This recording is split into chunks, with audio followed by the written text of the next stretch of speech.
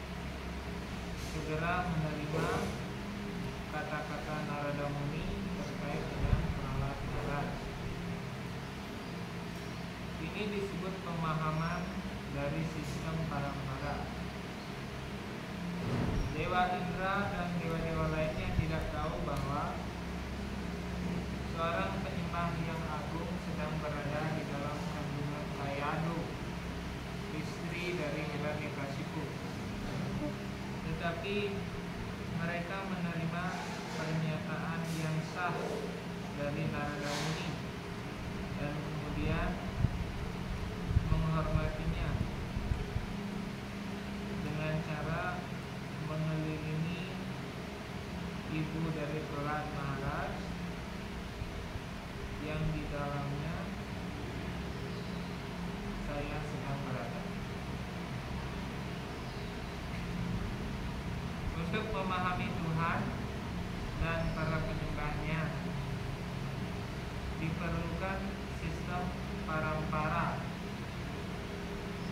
yang adalah proses untuk memahami Tuhan dan para penyembahnya. Tidak perlu berspekulasi tentang Tuhan dan para penyembahnya. Seorang hanya perlu menerima pernyataan-pernyataan dari penyembah agung Tuhan dan dengan demikian berusaha untuk memahami.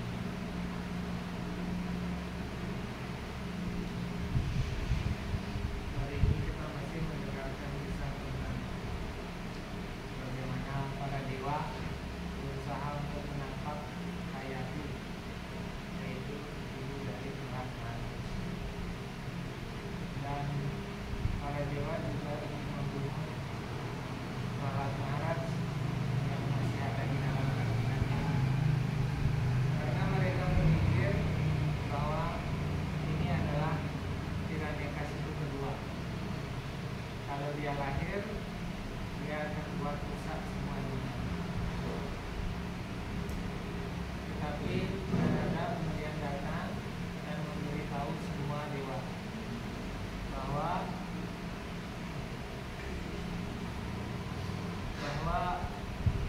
anak yang ada di dalam kandungan Hayatu adalah penyembah Krishna yang baik.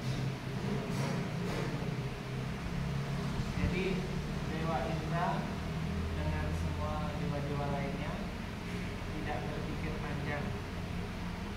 Mereka hanya menerima kata-kata Narada Muni, kemudian bersujud kepada ibu Hayatu dan mengelilingi ibu Hayatu. Kemudian mereka pergi ke kerajaannya masing-masing. Jadi mengelilingi penyembah itu adalah salah satu praktek pelayanan bhakti yang disebut dengan parikrama.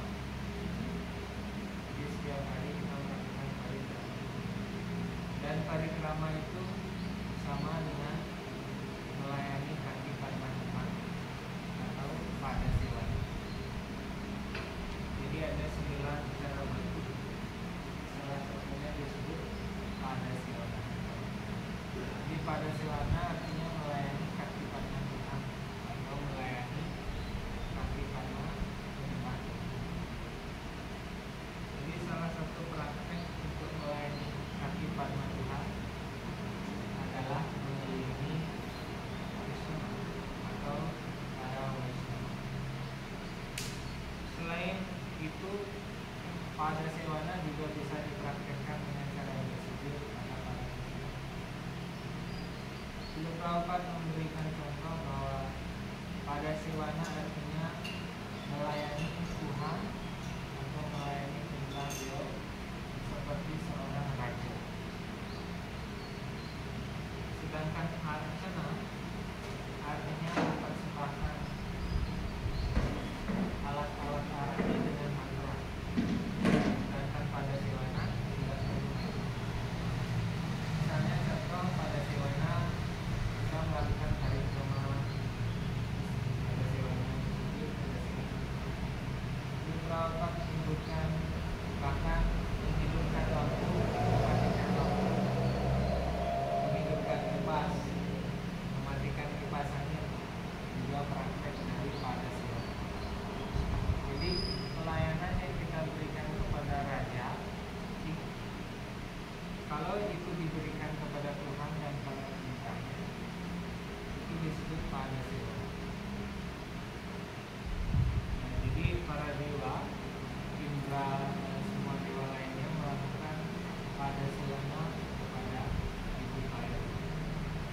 untuk menghormati ibu Hayatu dan penyembah agung yang ada di dalam kandungan dia. Kemudian baru mereka pergi ke planetnya masing-masing, kerajaan masing-masing. Lalu Srila Prabhupada beliau menjelaskan di sini bahwa Dewa Indra dan semua dewa lainnya tidak tahu sebenarnya anak yang di dalam kandungan Hayatu itu adalah Prahlada Mani. Tetapi karena Narada Muni yang berbicara dan mereka tahu Narada Muni adalah orang suci, jadi mereka tidak berpikir banyak yang lain. Mereka tinggal mendengarkan, memahami, melakukan, kemudian selesai. Jadi ketika kita berhadapan dengan orang suci, kita hendaknya mengikuti jejak langkah para dewa, mendengarkan dan berusaha memahami kata-kata orang suci. Setelah itu baru kita melaksanakan. There is no need to speculate about God and His divinity. Tidak perlu kita berspekulasi tentang siapa itu Tuhan dan apa itu Tuhan. Artinya kita tidak perlu lelah untuk berpikir bagaimana cara melakukan pelayanan bakti kepada Tuhan dan Tuhan. One should accept the statements of bona fide devotee and thus try to understand. Berusahalah untuk memahami kata-kata dari penyembah. Setelah itu baru melakukan. Jadi itu adalah cara untuk melakukan pelayanan bakti. Jadi kalau kita tidak tahu, kita bisa bertanya, dan setelah bertanya kita bisa memahami apa yang disampaikan oleh penyembah, dan kemudian kita melakukan. Kita tidak perlu melakukan yang namanya hipotesis atau spekulasi perkiraan. Nah, Srila Prabhupada pernah melakukan percakapan dengan orang barat, orang profesor. Srila Prabhupada kemudian bertanya tentang sesuatu, dan orang ini menjawab, menurut saya. Setelah itu langsung Srila Prabhupada berbicara, memotong pembicaraan. Menurut saya artinya belum tentu berhasil. Itu baru kira-kira saja. Kalau kita menyampaikan sesuatu, kalau kami menyampaikan sesuatu, kami tidak pernah bilang my opinion, menurut saya, pendapat saya, perhaps, maybe, mungkin atau apa. Kita hanya mengulangi kata-kata orang suci dan tidak suci, dan semua itu sudah terbukti di zaman itu. Kenapa Anda memberikan sesuatu yang belum pasti kepada orang lain? Anda harus memberikan sesuatu yang pasti kepada orang lain. Akhirnya dari sana kita bisa belajar bahwa kita hanya perlu mengulangi saja, mengulangi pesan dari Tuhan dan para penyembah, sehingga perjalanan bakti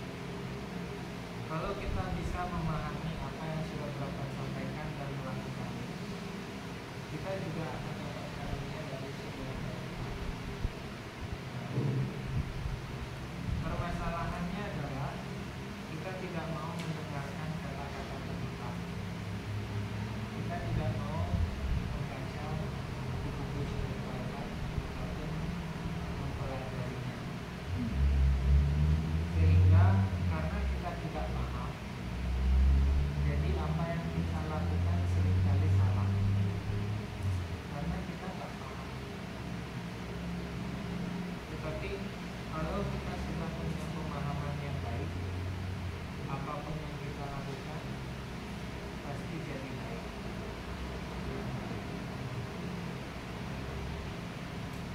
Contohnya misalnya tentang berjapa. Nah, tentang berjapa. Kita masukkan tangan ke kantong japa dan berjapa. Terlihat sederhana, tetapi sebenarnya banyak hal yang perlu kita pelajari tentang berjapa. Buktinya kita belum bisa berjapa dengan baik. Pikiran masih kesana sini, atau kadang-kadang kita berjapa tidak fokus. Jadi banyak hal yang kita belum tahu tentang berjapa. Belum lagi hal-hal lainnya seperti video worship, temple worship, bersadar, dan lain sebagainya.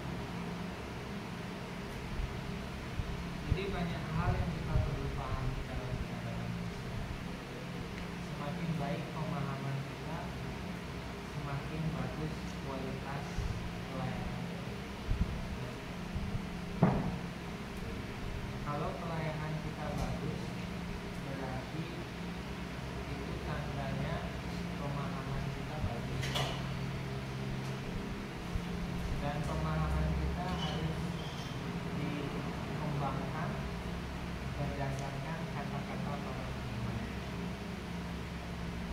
Dan penyembah akan menyampaikan apa yang disampaikan Tuhan. Dan Tuhan menyampaikan semuanya di dalam kitab suci. Jadi penyembah atau penyembah Tuhan hanya akan berbicara berdasarkan sastra atau kitab suci.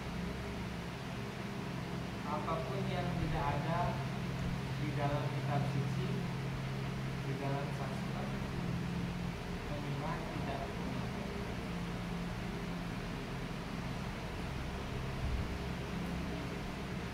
Kitab suci ini, sastra ini, itu seperti hutan lebat belantara. Kalau kita sudah masuk tanpa guide, sulit keluar, susah, ya, tersesat. Oleh karena itu, supaya bisa masuk keluar hutan dengan baik, kita perlu guide, kita perlu pembimbing. Nah, pembimbing ini namanya guru, spiritual master, atau sari orang suci. Jadi kita tidak bisa belajar sastra sendirian. Kita belajar sastra, kita belajar bahasa dari penyembah Tuhan.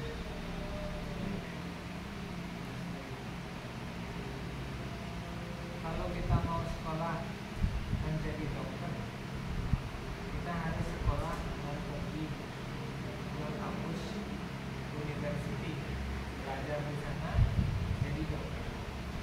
Tapi kalau kita kasih buku tentang dokter, belajar sendiri, kita nggak bisa jadi dokter.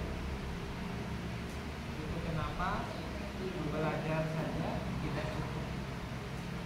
Kita perlu guide, kita perlu teacher, kita perlu guru yang menjelaskan ini maksudnya apa, ini maksudnya apa.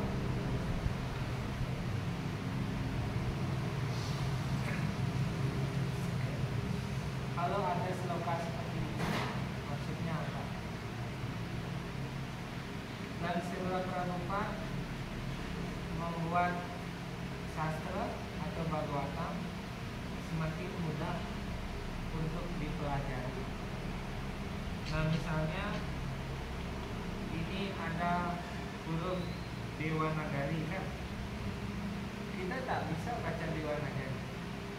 Jadi Prabhupada tuliskan huruf Latin seperti ini supaya kita bisa baca ini.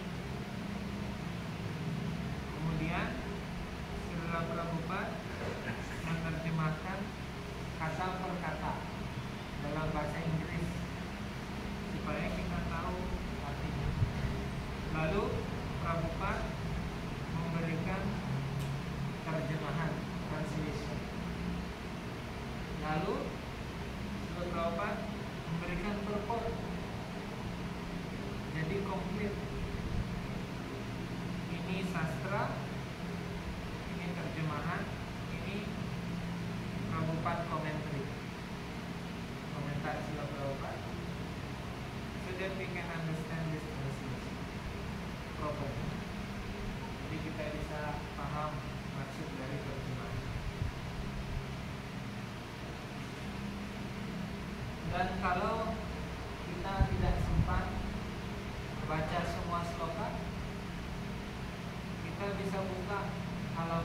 lakukan dari buku ini?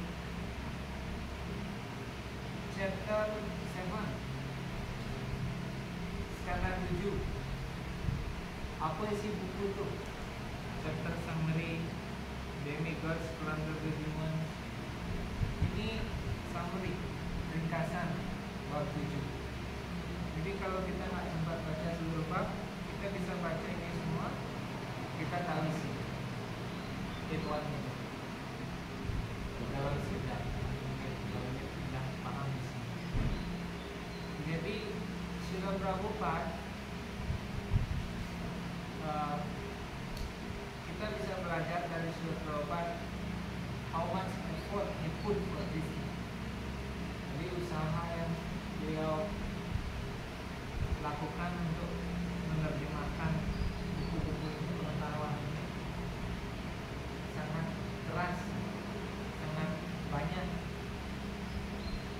Dan Srila Prabhupada berkata suatu kali, if you don't read my books, kalau Anda nggak baca buku saya, you will only eat, sleep, and fall down. Kehidupan Anda akan hanya makan, tidur, dan jatuh. Dan Prahlad Maharaj mengajarkan pada kawan-kawannya, kau marah acara Pratnya sejak kecil pelajarilah Bhagavata Dharma, pelajari kesadaran Krishna, sehingga nanti tua Anda tak menyesal. Dari kecil, dari brahmacari, belajarlah kesadaran Krishna. Putih dulu, habis putih kuning, habis kuning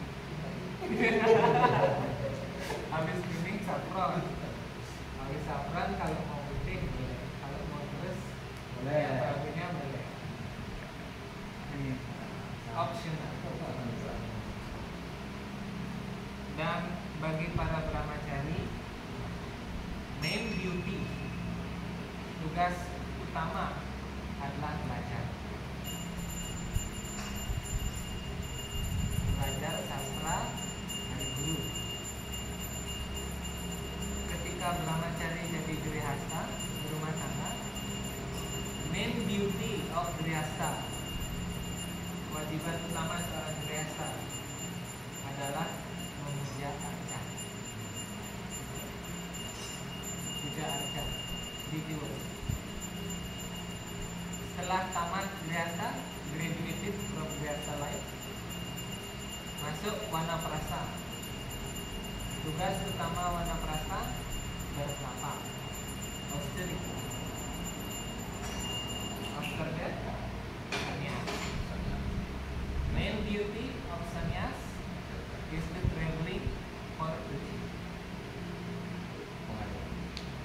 Jadi semua class of people mempunyai duty-nya masing-masing. Mengapa brahmacari harus belajar dari guru? Karena di brahmacari pada masa muda very difficult to control mind and senses. Karena itu mereka tidak boleh sendiri-sendiri. Rekomendasi. Mereka harus selalu sama guide, sama orang tua, sama guru, supaya nanti kalau salah ada yang kasih tahu. Kanan, kiri. Begitu dia sendiri biasanya buat aneh-aneh. Sejuran. After mereka belajar, setelah itu jadi grihasta atau terus belajar. Suppose that they become grihasta. Their main duty is to worship Devi. Why? Kenapa? Karena dia tinggal sama-sama. Man and woman staying together in one house. Jadi secara alami husbandnya selalu mengingat wife-nya, wife-nya selalu mengingat husband, and to not become attached They should worship deity so that every day, setiap hari dia bisa lihat wajah deity's face, sehingga dia terikat pada wajah arca, bukan wajah wife atau husband. Ya. Brahmachari main duty is not worshiping deity.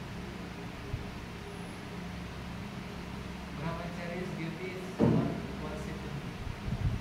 They can worship, but it's not the main duty. Seperti itu. Kalau ada acara, tinggalkan tempat. Belajar. Tinggalkan tempat. In Brahmachari in Bali, the main duty is to worshiping the deity. So I asked them, if you are still Brahmachari, some festival outside, we go. Let the rest be inside. Cooperate. Kau boleh pergi lah. Kasih sloka biasa. Prabhu, main duty Brahmachari is, learning, not worshipping deity. What is this? Ada lah. Nah, itu nanti ya. Dipecat nanti.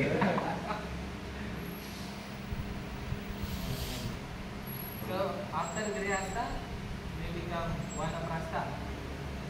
Main duty is austerity, pertapaan. Why? Because in Grihastha life, they get used to accumulate the wealth, money, something like that.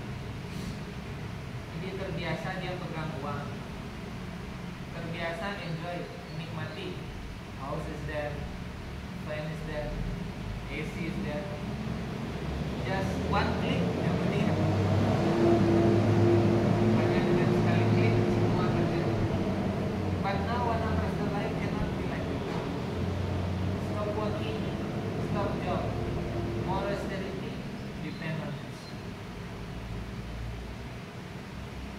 Bergantung pada this. After Vanaprastha, if you would like to become sannyas, jadi sannyas. Main duty, traveling and preaching. Why? Because kalau kita tinggal di satu tempat, sometimes the mentality of enjoyment will be there. I stay in this temple alone, so I can do whatever I want. Saya bisa buat apa saja. Mau pakai wifi, mau pakai kipas, AC, everything I can do. I'm alone. Atau kita sama teman-teman punya satu, let's enjoy together. Ayo kita nikmati sama. But if you're traveling, you should be tolerant. Anda harus mentoleransi semua situasi. That sannyasi is meant for traveling, so that mereka bisa terus punya new experience, new pengalaman. And the sannyasis, they will realize this material world is not good. So let's me detach. Ini gak bagus tinggal di dunia. Rumah kita yang asli di sana. All these things, semua hal ini ada di dalam Bhagavatam.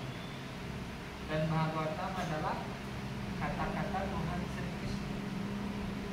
Dan ketimbang yang baik hanya mengulangi kata-kata yang ada di dalam Bhagavatam.